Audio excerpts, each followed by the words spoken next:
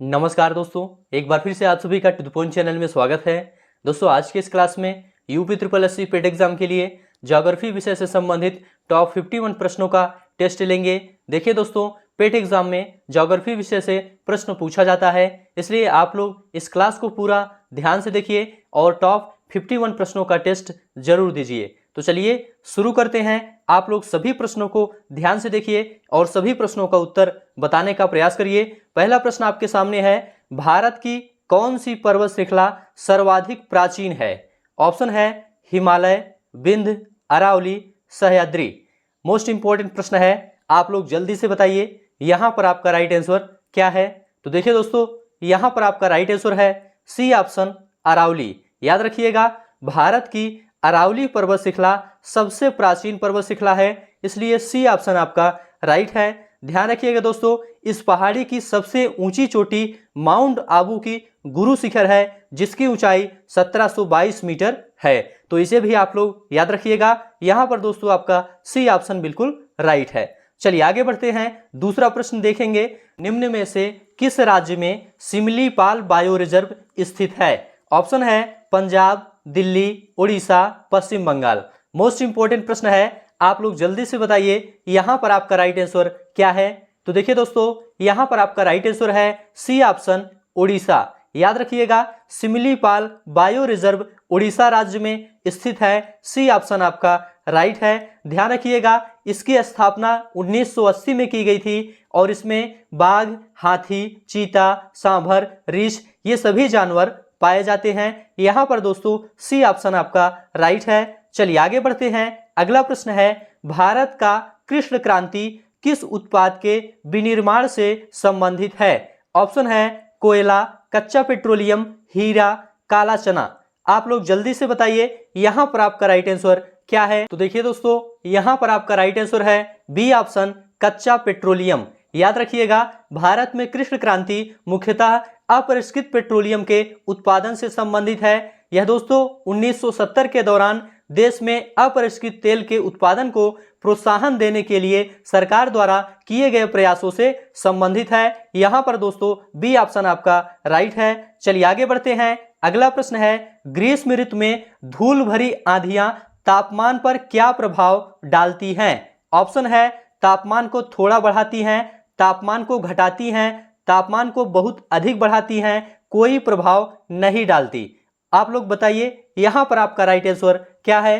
तो देखिए दोस्तों, यहां पर आपका राइट आंसर है बी ऑप्शन, तापमान को घटाती हैं। याद रखिएगा, धूलकण जो होते हैं ये सूर्य तप घटाते हैं तथा उसे परावर्तित करने का कार्य करते हैं। यहां पर दोस्तों आपका बी ऑप्शन बिल्कुल राइट है। चलिए आगे बढ़ते हैं। अगला प्रश्न है, विषुवत रेखा के समानांतर काल्पनिक रेखाओं को क्या कहते हैं? अक्षांश, रेखांश, समदाब रेखाएं, समताप रेखाएं।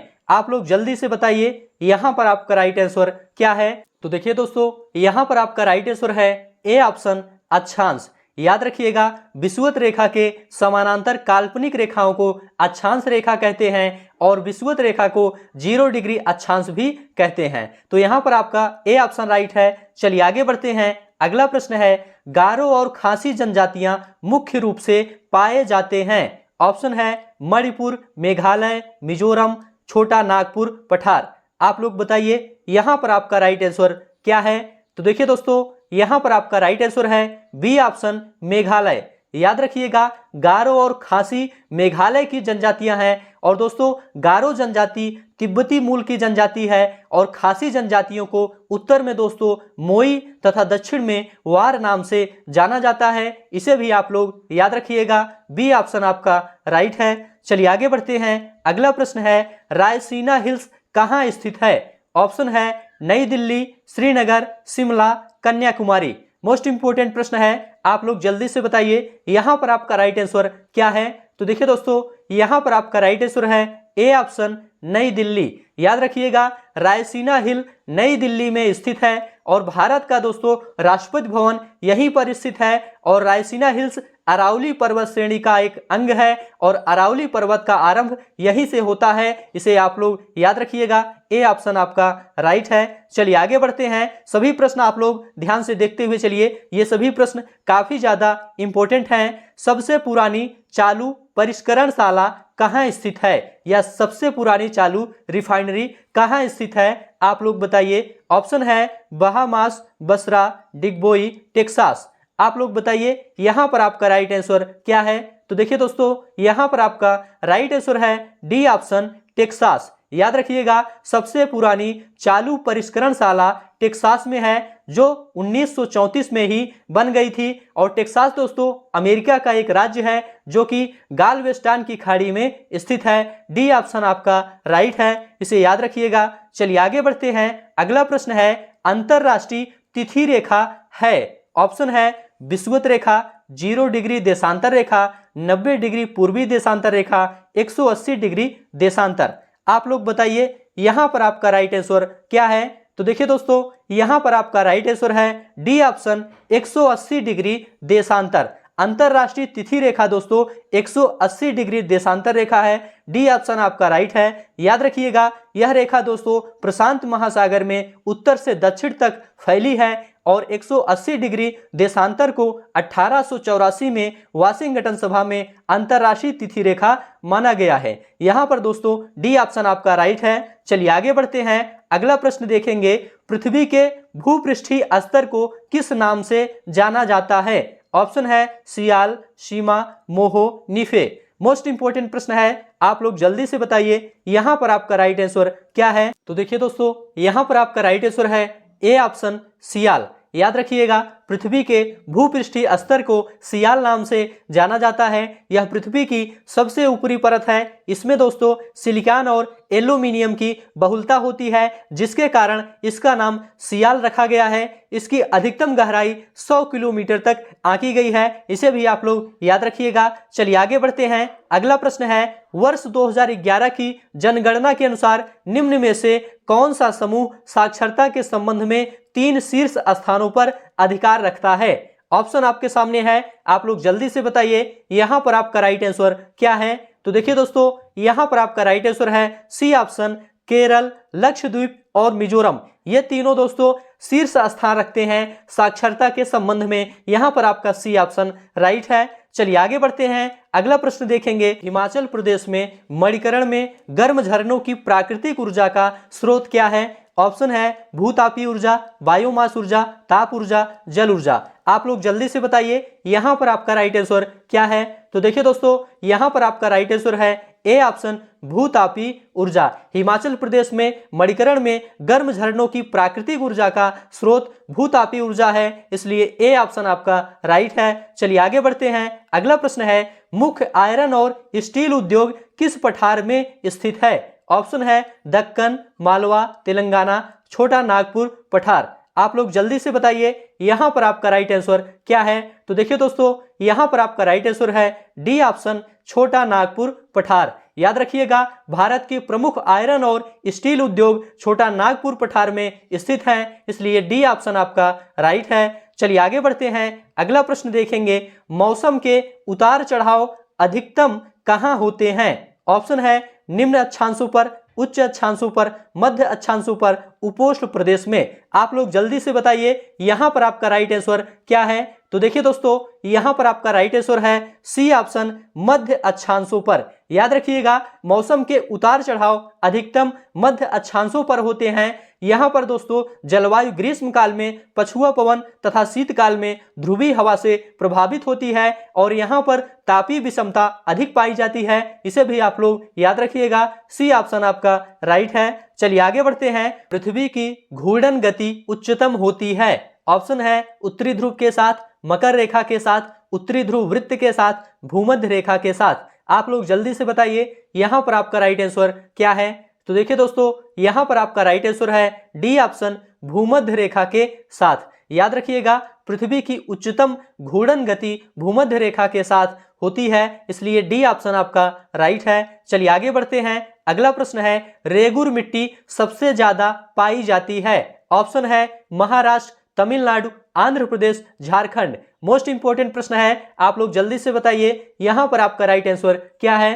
तो देखिए दोस्तों, यहाँ पर आपका राइट आंसर है ए ऑप्शन महाराष्ट्र। याद रखिएगा, रेगुर मिट्टी सबसे ज्यादा महाराष्ट्र में पाई जाती है। ए ऑप्शन आपका राइट है। देखिए दोस्तों, काली मिट्टी को रेगुर मिट्टी भी कहा जाता है और इसका निर्माण बेसाल्ट चट्टानों के टूटने फूटने से होता है और इस मिट्टी का काला रंग दोस्तों टिटेनीफेरस मैग्नेटाइट एवं जीवाश्म की उपस्थिति के कारण होता है। और ध्यान रखिएगा, यह कपास की खेती के लिए सबसे ज्यादा उपयुक्त होती है। ए ऑप्शन आपका राइट है। अगला प्रश्न है, पारादीप अवस्थित है। ऑप्शन है केरल राज्य में, महाराष्ट्र राज्य में, उड़ीसा राज्य में, आंध्र प्रदेश राज्य में। आप लोग जल्दी से बताइए यहां पर आपका राइट आंसर क्या है। तो देखिए दोस्तों, यहां पर आपका राइट आंसर है सी ऑप्शन उड़ीसा राज्य में। याद रखिएगा, पारादीप यह उड़ीसा राज्य में पूर्वी तट पर स्थित है। यह एक गहरा बंदरगाह है और दोस्तों सन 1960 में इसे बड़ा बंदरगाह घोषित किया गया था और इसका विकास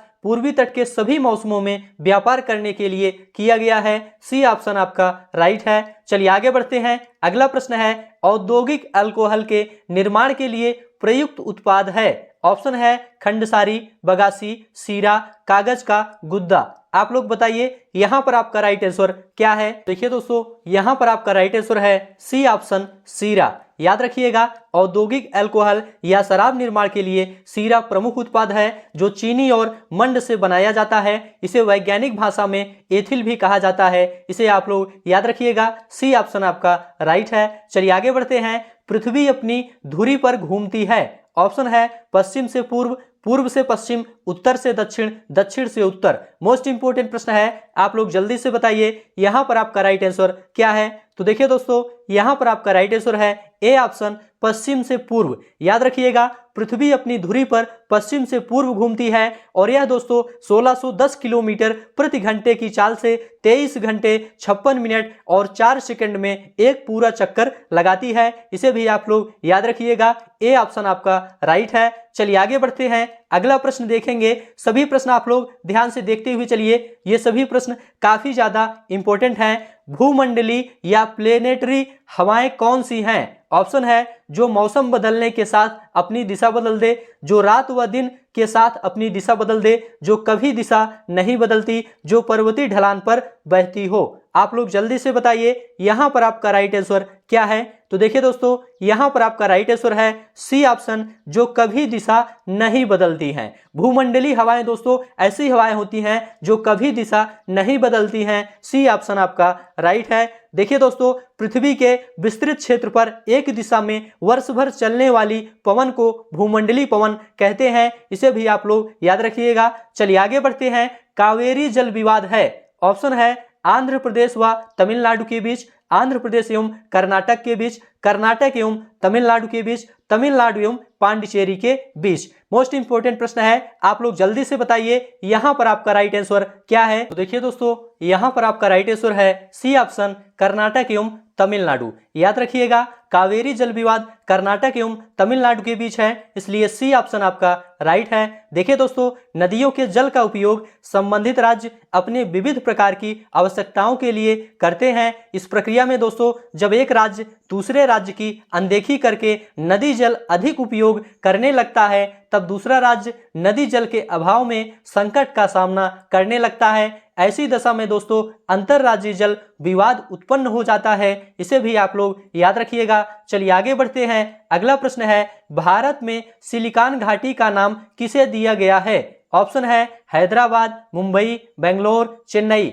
मोस्ट इंपोर्टेंट प्रश्न है, आप लोग जल्दी से बताइए यहां पर आपका राइट आंसर क्या है। तो देखिए दोस्तों, यहां पर आपका राइट आंसर है सी ऑप्शन बेंगलोर। याद रखिएगा, भारत का सिलिकॉन वैली बेंगलोर को कहा जाता है। सी ऑप्शन आपका राइट है। चलिए आगे बढ़ते हैं। अगला प्रश्न है, भूस्खलन हेतु उत्तरदायी कारक है।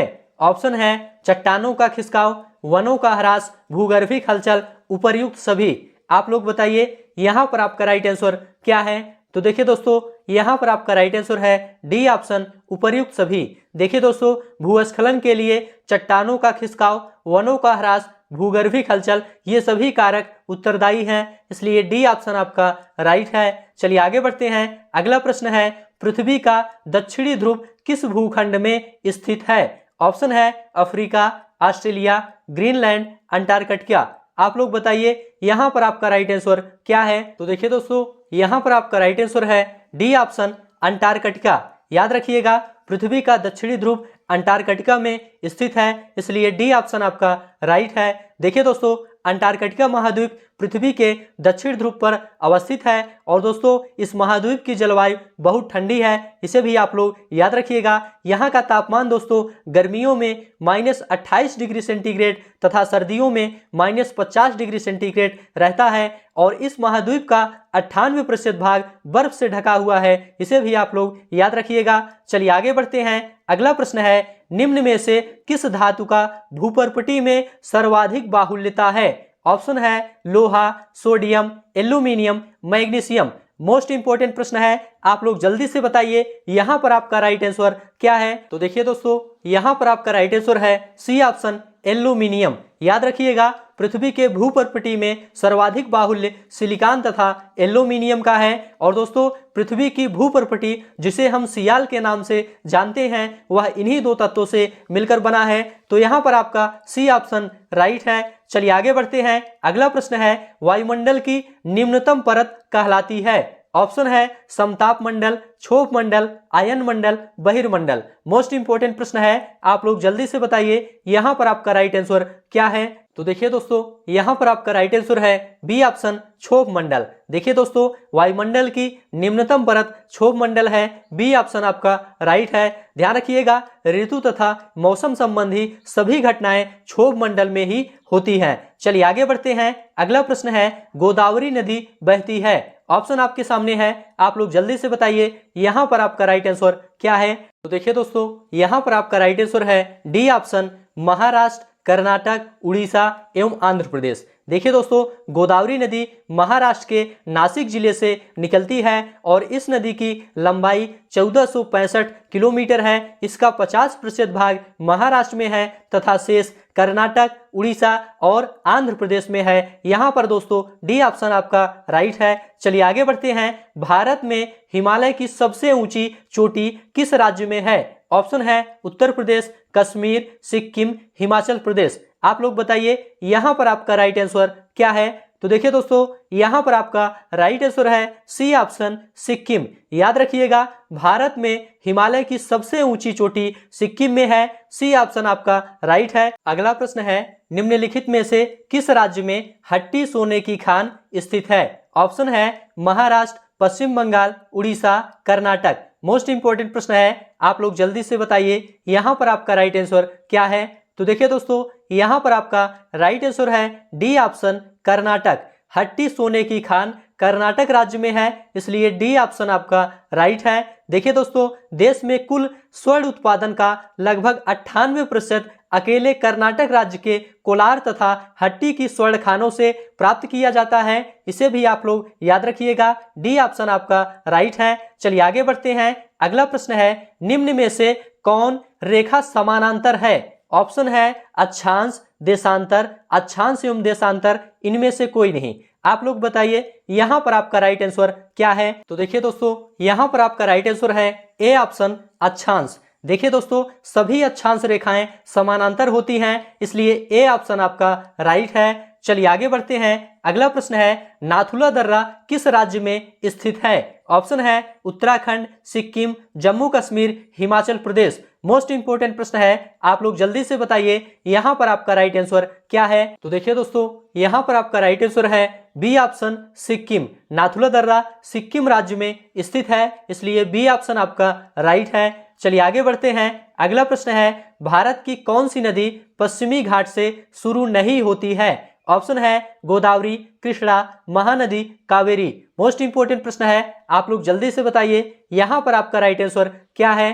तो देखिए दोस्तों, यहाँ पर आपका राइट आंसर है सी ऑप्शन महानदी। महानदी पश्चिमी घाट से शुरू नहीं होती है, इसलिए सी ऑप्शन आपका राइट है। देखिए दोस्तों, महानदी छत्तीसगढ़ के रायपुर जिले के सिहोवा के निकट 40 मीटर की ऊंचाई से निकलती है, सी ऑप्शन आपका राइट है। चलिए आगे बढ़ते हैं। अगला प्रश्न है, प्रायद्वीपीय भारत में द्वितीय बृहत्तम बेसिन कौन है। ऑप्शन है Kaveri basin, Godavari basin, Narmada basin, Krishna basin. आप लोग बताइए यहाँ पर आपका राइट आंसर क्या है। तो देखिए दोस्तों, यहाँ पर आपका राइट आंसर है डी ऑप्शन, कृष्णा बेसिन। देखिए दोस्तों, कृष्णा बेसिन प्रायद्वीपीय भारत में द्वितीय बृहत्तम बेसिन है, इसलिए डी ऑप्शन आपका राइट है। चलिए आगे बढ़ते हैं। अगला प्रश्न है, डोलड्रम निम्न में से क्या है। ऑप्शन है भूमध्य रेखा के निकट शांत और हल्की परिवर्तनशील हवाओं का क्षेत्र, दूसरा है प्रशांत महासागर का विशेष क्षेत्र, तीसरा है एक प्रकार का महासागर प्रवाह, चौथा है इनमें से कोई नहीं। आप लोग बताइए यहाँ पर आपका राइट आंसर क्या है। तो देखिए दोस्तों, यहाँ पर आपका राइट आंसर है ए ऑप्शन, भूमध्य रेखा के निकट शांत और हल्की परिवर्तनशील हवाओं का क्षेत्र डोलड्रम कहलाता है, इसलिए ए ऑप्शन आपका राइट है। ध्यान रखिएगा, भूमध्य रेखा के दोनों ओर 10 डिग्री अक्षांशों तक निम्न वायुदाब की पेटी होती है और यहाँ पर पवनें शांत होती हैं, इसलिए इसे शांत पेटी या डोलड्रम कहते हैं। यहाँ पर दोस्तों ए ऑप्शन आपका राइट है। चलिए आगे बढ़ते हैं। इनमें से किस देश को यूरोप का कॉकपिट कहा जाता है। ऑप्शन है बेल्जियम, चेक रिपब्लिक, नॉर्वे, डेनमार्क। आप लोग बताइए यहाँ पर आपका राइट आंसर क्या है। तो देखिए दोस्तों, यहाँ पर आपका राइट आंसर है ए ऑप्शन, बेल्जियम। बेल्जियम को यूरोप का कॉकपिट कहा जाता है, इसलिए ए ऑप्शन आपका राइट है। चलिए आगे बढ़ते हैं। अगला प्रश्न है, भारत के पश्चिमी समुद्र तट पर वर्षा किस मानसून से होती है। ऑप्शन है उत्तर पूर्व, उत्तर पश्चिम, दक्षिण पूर्व, दक्षिण पश्चिम। मोस्ट इंपोर्टेंट प्रश्न है, आप लोग जल्दी से बताइए यहाँ पर आपका राइट आंसर क्या है। तो देखिए दोस्तों, यहाँ पर आपका राइट आंसर है डी ऑप्शन, दक्षिण पश्चिम मानसून। याद रखिएगा, भारत के पश्चिमी समुद्र तट पर वर्षा दक्षिण पश्चिम मानसून से होती है, इसलिए डी ऑप्शन आपका राइट है। चलिए आगे बढ़ते हैं। अगला प्रश्न है, कृष्णा नदी का उद्गम स्थल किसके समीप है। ऑप्शन आपके सामने है, आप लोग जल्दी से बताइए यहाँ पर आपका राइट आंसर क्या है। तो देखिए दोस्तों, यहाँ पर आपका राइट आंसर है ए ऑप्शन, महाबलेश्वर। कृष्णा नदी का उद्गम स्थल महाबलेश्वर के समीप है, इसलिए ए ऑप्शन आपका राइट है। याद रखिएगा, कृष्णा नदी का उद्गम महाबलेश्वर के निकट पश्चिमी घाट से होता है और दोस्तों यह महाराष्ट्र, कर्नाटक तथा दक्षिणी आंध्र प्रदेश से होकर बहती है। चलिए आगे बढ़ते हैं। अगला प्रश्न देखेंगे, भारत में ऊर्जा उत्पादन के लिए निम्न में से कौन सा प्रमुख कच्चा पदार्थ है। ऑप्शन है खनिज तेल, प्राकृतिक गैस, यूरेनियम, कोयला। मोस्ट इंपोर्टेंट प्रश्न है, आप लोग जल्दी से बताइए यहाँ पर आपका राइट आंसर क्या है। तो देखिए दोस्तों, यहाँ पर आपका राइट आंसर है डी ऑप्शन, कोयला। याद रखिएगा, कोयला भारत में विद्युत का सबसे महत्वपूर्ण स्रोत है और देश का लगभग 85% ताप विद्युत उत्पादन कोयले पर आधारित है, इसलिए दोस्तों डी ऑप्शन आपका राइट है, कोयला। चलिए आगे बढ़ते हैं। अगला प्रश्न है, एशिया और यूरोप में संतुलित घास स्थल कहलाती है। ऑप्शन है pampas, savanna, steppe, llanos. Most important प्रश्न है, आप लोग बताइए यहाँ पर आपका राइट आंसर क्या है। तो देखिए दोस्तों, यहाँ पर आपका राइट आंसर है सी ऑप्शन, स्टेपी। याद रखिएगा, एशिया और यूरोप में संतुलित घास स्थल स्टेपी कहलाती है और ध्यान रखिएगा, इस घास की ऊंचाई 10 सेंटीमीटर से 20 सेंटीमीटर तक होती है और इस घास को उगने के लिए 25 से 30 सेंटीमीटर तक वर्षा की आवश्यकता होती है। इसे भी आप लोग याद रखिएगा, सी ऑप्शन आपका राइट है। चलिए आगे बढ़ते हैं। अगला प्रश्न है, बादल किस मंडल में अवतरित होते हैं। ऑप्शन है आयन मंडल, क्षोभ मंडल, समताप मंडल, ओजोन मंडल। मोस्ट इंपोर्टेंट प्रश्न है, आप लोग जल्दी से बताइए यहाँ पर आपका राइट आंसर क्या है। तो देखिए दोस्तों, यहाँ पर आपका राइट आंसर है बी ऑप्शन, क्षोभ मंडल। बादल क्षोभ मंडल में अवतरित होते हैं, बी ऑप्शन आपका राइट है। देखिए दोस्तों, क्षोभ मंडल मानव के लिए सभी परतों में सर्वाधिक महत्वपूर्ण है, क्योंकि ऋतु तथा मौसम संबंधी सभी घटनाएं जो मानव पर प्रभाव डालती हैं वह इसी परत में होती है, बी ऑप्शन आपका राइट है। चलिए आगे बढ़ते हैं। कौन सा राज्य भारत के सबसे पूर्वी भाग में है। ऑप्शन है अरुणाचल प्रदेश, असम, नागालैंड, मणिपुर। मोस्ट इंपोर्टेंट प्रश्न है, आप लोग जल्दी से बताइए यहाँ पर आपका राइट आंसर क्या है। तो देखिए दोस्तों, यहाँ पर आपका राइट आंसर है ए ऑप्शन, अरुणाचल प्रदेश। अरुणाचल प्रदेश राज्य भारत के सबसे पूर्वी भाग में है, ए ऑप्शन आपका राइट है। ध्यान रखिएगा इस राज्य के उत्तर में तिब्बत और चीन, दक्षिण में नागालैंड और असम, पूर्व में म्यांमार तथा पश्चिम में भूटान स्थित है। इसे भी आप लोग याद रखिएगा। और भारत में दोस्तों सबसे पहले सूर्योदय अरुणाचल प्रदेश में ही होता है। इसे भी आप लोग याद रखिएगा। चलिए आगे बढ़ते हैं। नाथुला दर्रा के दूसरी तरफ कौन सा देश है? ऑप्शन है म्यांमार, थाईलैंड, नेपाल, चीन। मोस्ट इंपोर्टेंट प्रश्न है, आप लोग बताइए यहाँ पर आपका राइट आंसर क्या है? तो देखिए दोस्तों नाथुला दर्रा के दूसरी तरफ चीन है, इसलिए डी ऑप्शन आपका राइट है। ध्यान रखिएगा नाथुला दर्रा सिक्किम राज्य के डोगेक्या श्रेणी में स्थित है। इसे भी आप लोग याद रखिएगा। चलिए आगे बढ़ते हैं। निम्न में से कौन से उद्योग को सूर्योदय उद्योग कहा जाता है? ऑप्शन है लोहा और इस्पात, सूती वस्त्र, सूचना प्रौद्योगिकी, चाय और कॉफी। आप लोग बताइए यहाँ पर आपका राइट आंसर क्या है? तो देखिए दोस्तों यहाँ पर आपका राइट आंसर है सी ऑप्शन सूचना प्रौद्योगिकी। देखिए दोस्तों आम बोलचाल की भाषा में सूर्योदय उद्योग या इसे हम सनराइज इंडस्ट्री भी कहते हैं, इस शब्द का प्रयोग किसी ऐसे क्षेत्र या व्यवसाय के लिए किया जाता है जो अपनी प्रारंभिक अवस्था में है लेकिन दोस्तों तेजी से विकास कर रहा है। इस शब्द का प्रयोग दोस्तों अधिकांशतः सूचना प्रौद्योगिकी उद्योग के संदर्भ में किया जाता है जिसने हाल ही के समय में बहुत तेज गति से वृद्धि दर्ज की है। तो यहाँ पर दोस्तों सी ऑप्शन आपका राइट है। चलिए आगे बढ़ते हैं। अगला प्रश्न है मरुद्वीप किससे संबंधित है? ऑप्शन है हिम नदी, द्वीप, पर्वत, रेगिस्तान। मोस्ट इंपोर्टेंट प्रश्न है, आप लोग बताइए यहाँ पर आपका राइट आंसर क्या है? तो देखिए दोस्तों यहाँ पर आपका राइट आंसर है डी ऑप्शन रेगिस्तान। मरुद्वीप रेगिस्तान से संबंधित है, इसलिए डी ऑप्शन आपका राइट है। देखिए दोस्तों मरुद्वीप जो होते हैं ये रेगिस्तानों में अवस्थित होते हैं और रेगिस्तान में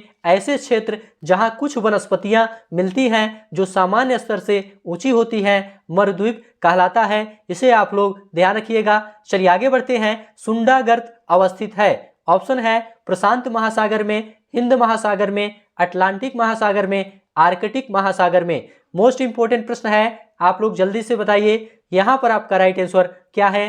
तो देखिए दोस्तों यहाँ पर आपका राइट आंसर है बी ऑप्शन हिंद महासागर में। सुंडा गर्त हिंद महासागर में अवस्थित है। बी ऑप्शन आपका राइट है। और ध्यान रखिएगा विश्व की सबसे गहरी गर्त मेरियाना गर्त है और यह दोस्तों प्रशांत महासागर में अवस्थित है।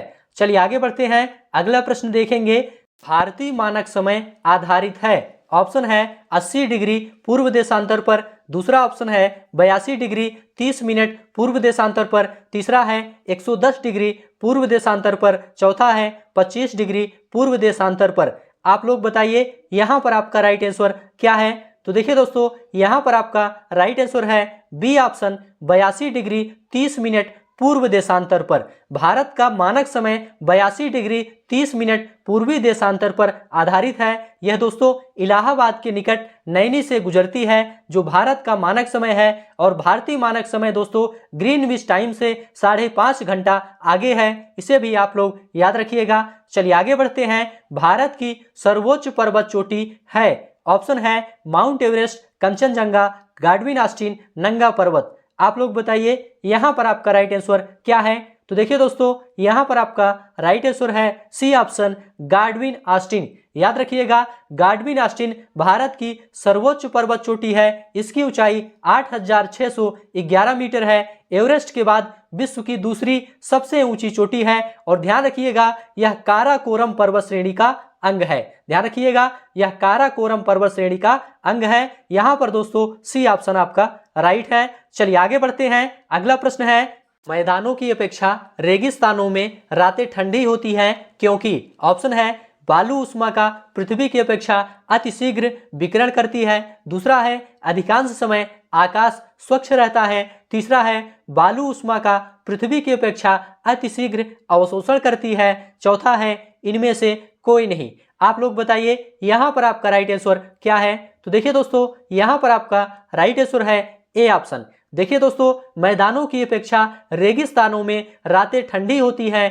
क्योंकि बालू उष्मा का पृथ्वी की अपेक्षा अतिशीघ्र विकिरण करती है, इसलिए दोस्तों ए ऑप्शन आपका राइट है। चलिए आगे बढ़ते हैं। अगला प्रश्न है सदाबहार वनों का दूसरा नाम क्या है? ऑप्शन है पर्णपाती वन, उष्णकटिबंधीय वन, अल्पाई वन, झाड़ीदार वन। आप लोग बताइए यहाँ पर आपका राइट आंसर क्या है। तो देखिए दोस्तों, यहाँ पर आपका राइट आंसर है बी ऑप्शन, उष्णकटिबंधीय वन। देखिए दोस्तों, सदाबहार वनों का दूसरा नाम उष्णकटिबंधीय वन है। ध्यान रखिएगा, इस प्रकार के वन पादप तथा प्राणियों के विकास तथा वृद्धि के लिए अनुकूलतम दशाएं प्रदान करते हैं, क्योंकि इसमें वर्ष भर उच्च वर्षा तथा तापमान रहता है। तो यहाँ पर दोस्तों बी ऑप्शन आपका राइट है। चलिए आगे बढ़ते हैं। कांडला, जो कि कच्छ की खाड़ी पर स्थित है, निम्न में से किसके लिए जाना जाता है।